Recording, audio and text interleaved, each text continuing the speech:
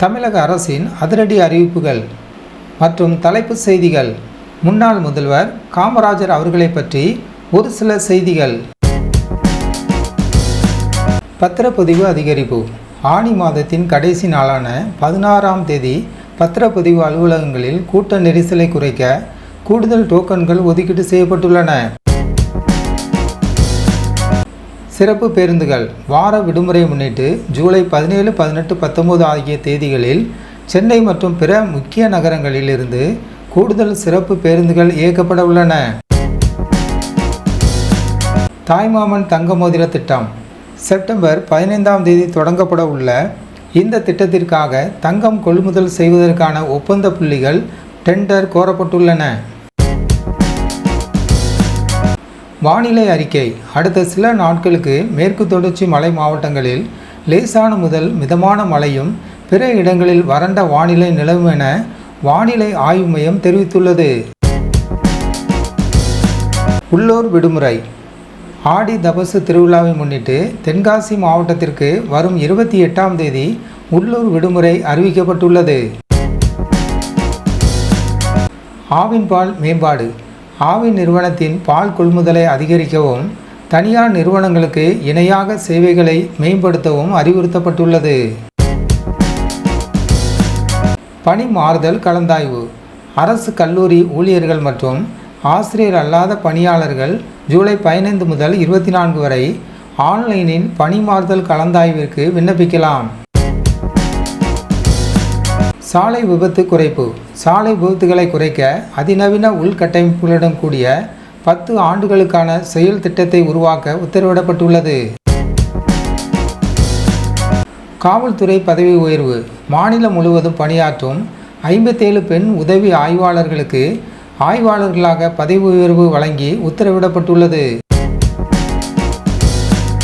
TNPSC தேர்வு அறிவிப்பு.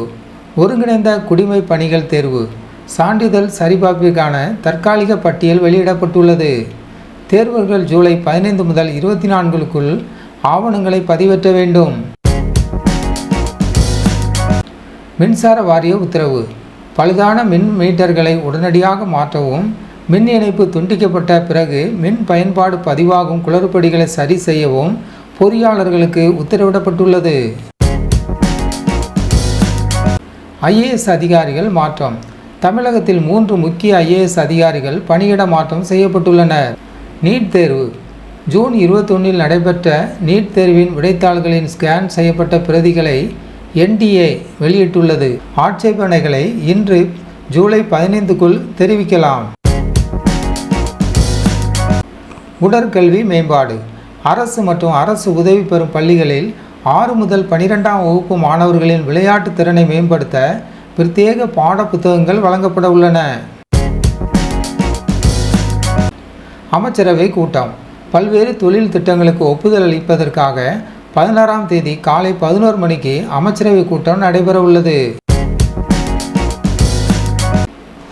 காலத்தின் நாயகன் காமராஜர். புதிய அரசியல் பரிமாணத்தில் தாவேக விஜய் ஓர் ஒப்பீடு.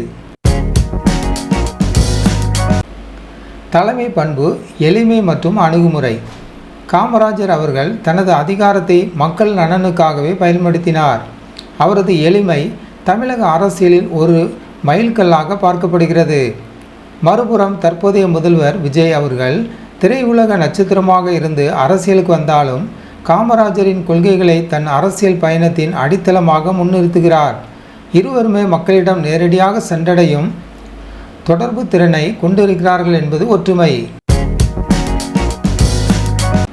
கல்வி மற்றும் சமூக மேம்பாடு. தொலைநோக்கு பார்வை. காமராஜர் காலத்தில் கல்வி புரட்சி மூலம் மதிய உணவு திட்டம் மற்றும் பள்ளி கட்டமைப்பு உருவாக்கப்பட்டது. இது அன்று ஏழை மாணவர்களின் கல்வியை உறுதி செய்தது. விஜய் அவர்கள் தனது அரசியல் அறிக்கையில் சமூக நீதி மற்றும் சமத்துவத்தை மையப்படுத்துகிறார். காமராஜர் கண்ட கல்வியின் தொடர்ச்சியாக இன்றைய நவீன தொழில்நுட்ப கல்வி மற்றும் வேலைவாய்ப்பை எப்படி கொண்டு செல்லப் போகிறார் என்பதே மக்கள் எதிர்பார்க்கும் மாற்றம். நிர்வாகம் மற்றும் ஊழலற்ற அரசு. காமராஜரின் ஆட்சி ஊழலற்ற நிர்வாகத்திற்கு அடையாளமாக இன்றும் போற்றப்படுகிறது. விஜய் தனது ஆட்சியில் நிர்வாகத்திறனை உறுதி செய்வதாகவும் வெளிப்படைத்தன்மையுடன் செயல்படுவதாகவும் உறுதியளித்துள்ளார். ஒரு புதிய அரசியல் கட்சி பழைய நேர்மையான நிர்வாக மாதிரியை இன்றைய டிஜிட்டல் யுகத்தில் எப்படி செயல்படுத்தப் போகிறது என்பதுதான் விவாத பொருள். அரசியல் சித்தாந்தம். பிணையும் மாற்றமும். காமராஜர் காங்கிரசின் ஒருங்கிணைந்த அரசியலை கொண்டிருந்தார். விஜய் தனது தாவேக கொள்கையில் பெரியார், அம்பேத்கர் மற்றும் காமராஜர் ஆகியோரின் கொள்கைகளை முன்னிறுத்துகிறார். வெவ்வேறு காலகட்டத்தை சேர்ந்த தலைவர்களின் கொள்கைகளை ஒரு புள்ளியில் இணைப்பதன் மூலம் எந்த வகையான அரசியல் மாற்றத்தை அவர் உருவாக்க விரும்புகிறார் என்பதை இந்த ஒப்பீடு தெளிவாக காட்டுகிறது. மக்கள் செல்வாக்கும் எதிர்பார்ப்பும். காமராஜர் மக்களுக்காக உழைத்ததால் கல்வி தந்தை என்று அழைக்கப்பட்டார். விஜய் தனது ரசிகர் பட்டாளத்தை தாண்டி வாக்காளர்களிடம் பெரும் எதிர்பார்ப்பை உருவாக்கியுள்ளார். காமராஜர் ஒரு யுகத்தை மாற்றியமைத்தவர். விஜய் அந்த பாதையில் பயணித்து நவீன தமிழகத்திற்கு தேவையான புதிய அரசியல் அடையாளத்தை உருவாக்க போராடுகிறார். கல்வி வளர்ச்சி நாள். ஒரு வரலாற்று தொடக்கம். ஜூலை 15ஆம் தேதி ஒட்டுமொத்த தமிழகமும் பெருமையுடன் கொண்டாடும் ஒரு திருநாளாகும். தமிழகத்தின் முன்னாள் முதலமைச்சர் பெருந்தலைவர் காமராஜர் அவர்களின் பிறந்தநாளை அவரது கல்வி தொண்டினை போற்றும் வகையில் தமிழக அரசு அதிகாரப்பூர்வமாக கல்வி வளர்ச்சி நாளாக அறிவித்து கொண்டாடி வருகிறது. விருதுநகரில் உதித்த நாயகன். கடந்த 1903ஆம் ஆண்டு ஜூலை மாதம் 15ஆம் நாள் அப்போதைய விருதுப்பட்டி என்று அழைக்கப்பட்ட இன்றைய விருதுநகரில் ஒரு சாதாரண குடும்பத்தில் காமராஜர் அவர்கள் பிறந்தார். எளிய பின்னணியில் இருந்து வந்து நாட்டின் மிக உயரிய அரசியல் தலைவர்களில் ஒருவராக உயர்ந்த அவரது வாழ்க்கை இன்றைய தலைமுறைக்கு ஒரு மிக சிறந்த உத்வேகமாகும். கல்வி கண் திறந்தவர் என்ற அழியா பெயர். அறிவே ஒரு சமூகத்தின் முன்னேற்றத்திற்கான ஆயுதம் என்பதை ஆழமாக நம்பியவர் காமராஜர். தமிழகத்தில் நிலவிய படிப்பறிவின்மையை ஒழிக்க கிராமங்கள் தோறும் புதிய பள்ளிகளை திறந்து அடித்தட்டு மக்களின் குழந்தைகளுக்கும் கல்வி கற்க வழிவகை செய்தார். இதனால் மக்கள் அவரை அன்போடு கல்வி கண் திறந்தவர் என்று இன்றும் போற்றுகின்றனர். பசிப்பினி போக்கிய மதிய உணவு திட்டம். பள்ளிகளுக்கு குழந்தைகள் வராமல் இருப்பதற்கு வறுமையும் பசியும் முக்கிய காரணமாக இருப்பதை அவர் கண்டறிந்தார். இதற்காக பள்ளி குழந்தைகளின் பசியை போக்கி அவர்களை பள்ளிக்கு வரவழைக்க மதிய உணவு திட்டத்தை அறிமுகப்படுத்தினார். இத்திட்டம் இந்திய வரலாற்றிலே கல்வித்துறையில் ஒரு மிகப்பெரிய புரட்சியை ஏற்படுத்தியது. சமத்துவத்தை விதைத்த இலவச சீருடை திட்டம். பள்ளிகளில் ஏழை பணக்காரர் என்ற பாகுபாடு குழந்தைகளின் மனதில் தோன்றிவிடக்கூடாது என்பதில் காமராஜர் உறுதியாக இருந்தார். இதற்காக அனைத்து குழந்தைகளும் சமம் என்ற எண்ணத்தை உருவாக்கும் நோக்கில் இலவச சீருடை திட்டத்தை அமல்படுத்தி சமூக சமத்துவத்திற்கு அடித்தளமிட்டார். அனைவருக்கும் இலவச கல்வி. பொருளாதார வசதி இல்லாத காரணத்தால் எந்த ஒரு குழந்தையின் கல்வியும் தடைப்பட்டுவிடக்கூடாது என்பதற்காக தனது ஆட்சி காலத்தில் இலவச கல்வி திட்டத்தை கொண்டு வந்தார். இதன் மூலம் ஏழை எளிய குடும்பங்களைச் சேர்ந்த முதல் தலைமுறை பட்டதாரிகள் உருவாகும் சூழல் உருவானது. தியாகத்தின் அடையாளம் கர்மவீரர். சுயநலமற்ற பொதுவாழ்வு, எளிமையான வாழ்க்கை முறை மற்றும் நாடாளுமன்ற ஜனநாயகத்தின் மீது கொண்ட பற்று ஆகியவற்றின் காரணமாக அவர் கர்மவீரர் என்று அழைக்கப்பட்டார். அதிகாரம் கையில் இருந்தபோதும் தன் வாழ்நாள் முழுவதும் எளிமையே தனது கொள்கையாக கொண்டு வாழ்ந்து காட்டினார். தேசிய அரசியலில் கிங்மேக்கர். தமிழகத்தின் முதலமைச்சராக திறம்பட செயல்பட்டது மட்டுமின்றி இந்திய தேசிய அரசியலிலும் மிக முக்கிய பங்காற்றினார்.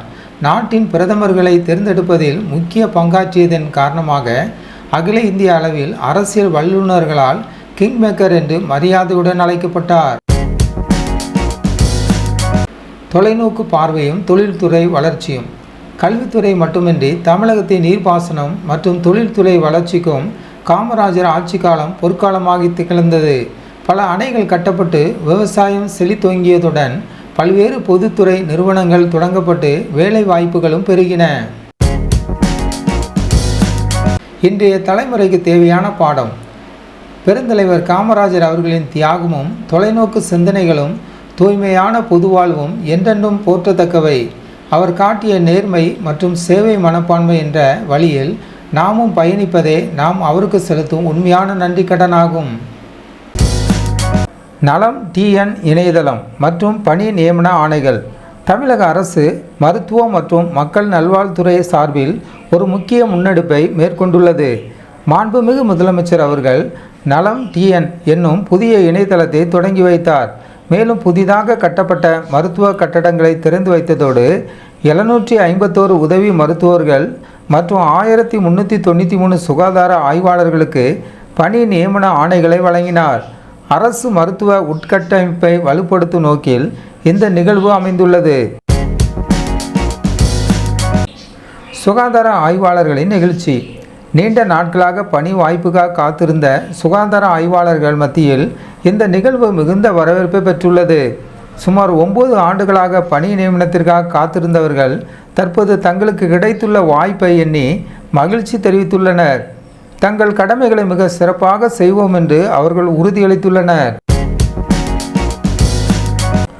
மருத்துவர்களின் மனநிலை. பணி நியமன ஆணை பெற்ற பெண் மருத்துவர் ஒருவர் தனது அனுபவத்தை பகிர்ந்து கொண்டார். முதலமைச்சரை நேரில் பார்த்தது பெரும் மகிழ்ச்சி என்றும் இந்த வாய்ப்பு தங்களுக்கு புதிய நம்பிக்கை அளிப்பதாகவும் அவர் நெகிழ்ச்சியுடன் தெரிவித்துள்ளார். தனிப்பட்ட முறையில் முதலமைச்சரிடமிருந்து நேரடியாக ஆணை பெற முடியாவிட்டாலும் அரசு அளித்துள்ள இந்த வாய்ப்பை பெரிய விஷயம் என அவர் குறிப்பிட்டது குறிப்பிடத்தக்கது. மழலையின் கோரிக்கை. கவனத்தை ஈர்த்த முதலமைச்சர் அவர்கள் தனது தொகுதியான பெரம்பூர் சென்றிருந்த போது ஒரு சிறுமி வைத்த கோரிக்கை சமூக வலைத்தளங்களில் வைரலாகி வருகிறது. பள்ளி குழந்தைகள் சுமக்கும் புத்தக பையின் எடையை குறைக்க வேண்டும் என்று அந்த மழலை முதலமைச்சரிடம் கோரிக்கை வைத்தார். இது கல்வி சார்ந்த கொள்கை முடிவுகளில் மாணவர்களின் நலன் எந்த அளவுக்கு முக்கியமானது என்பதை உணர்த்துகிறது. பரமக்குடி மருத்துவமனையில் புதிய கட்டிடம். மருத்துவத்துறையின் வளர்ச்சி பணிகளில் ஒன்றாக பரமக்குடி மாவட்ட தலைமை மருத்துவமனையில் புதிதாக கட்டப்பட்ட கட்டிடத்தை முதலமைச்சர் அவர்கள் காணொலி காட்சி மூலம் திறந்து வைத்தார். மாவட்ட அளவிலான மருத்துவ சேவைகளை தடையின்றி மக்களுக்கு கொண்டு சேர்ப்பதே இதன் முக்கிய நோக்கமாகும். சட்டத்திற்கு உட்பட்ட நடவடிக்கை. சமூகத்தில் நடக்கும் சட்டவிரோத செயல்கள் மீதான நடவடிக்கைகள் குறித்து கூறும்போது நிதி மோசடி வழக்கில் தொடர்புடைய திமுக நிர்வாகி அரசகுமார் மீது குண்டர் தடுப்பு சட்டம் பாய்ந்துள்ளது. எந்த தரப்பினராக இருந்தாலும் சட்டத்திற்கு புறம்பான செயல்கள் மீது அரசு உறுதியான நடவடிக்கைகளை எடுத்து வருகிறது என்பதற்கு இது உதாரணமாக கருதப்படுகிறது. பெரம்பூரில் முதலமைச்சர் விஜய் அதிரடி களப்பணி. முதலமைச்சராக பொறுப்பேற்ற பிறகு தனது சொந்த தொகுதியான பெரம்பூருக்கு முதல் முறையாக வருகை தந்தார் முதலமைச்சர் விஜய். அங்கு புதிய தொகுதி அலுவலகத்தை திறந்து வைத்த அவர் இ-சேவை மையம், நியாய விலைக்கடை ஆகியவற்றை பார்வையிட்டார். குடும்ப அட்டைதாரர்களுக்கு மின்னணு அட்டைகளை வழங்கியதோடு மின்சார பேருந்து பணிமனையிலும் நேரில் ஆய்வு மேற்கொண்டு அதிகாரிகளுக்கு உரிய ஆலோசனைகளை வழங்கினார். தாவேகவின் வியூகம். டார்கெட் 120. தமிழக வெற்றிக் கழகம் தனது தேர்தல் இலக்கை டார்கெட் 120 என நிர்ணயித்து அதிரடியாக களமிறங்கியுள்ளது. இதன் ஒரு பகுதியாக பிற கட்சிகளில் உள்ள முக்கிய புள்ளிகளை தங்கள் பக்கம் ஈர்க்கும் முயற்சிகளில் அக்கட்சி ஈடுபட்டு வருவதாக அரசியல் வட்டாரங்களில் தகவல்கள் கசிந்து வருகின்றன. குறிப்பாக அதிமுக தரப்பிலிருந்து 6 எம்எல்ஏக்களை குறிவைப்பதாக பேசப்படுகிறது. நில அபகரிப்பு புகார். துரித நடவடிக்கை. சென்னை ஆலந்தூர் பகுதியில் ஜோதி தியேட்டர் அருகே உள்ள சுமார் 5500 சதுர அடி நிலத்தை சட்டவிரோதமாக ஆக்கிரமிக்க முயற்சிப்பதாக காவல் நிலையத்தில் புகார் அளிக்கப்பட்டுள்ளது. இது குறித்து காவல்துறை அதிகாரிகள் தீவிர விசாரணை மேற்கொண்டு வருகின்றனர். பொதுமக்களின் சொத்துரிமையை பாதுகாப்பதில் அரசு உறுதியாக உள்ளது. மரியா நோவா நியூஸ் சேனலுக்கு புதியவராக இருந்தால் மரியா நோவா நியூஸ் சேனலை சப்ஸ்கிரைப் பண்ணுங்கள்.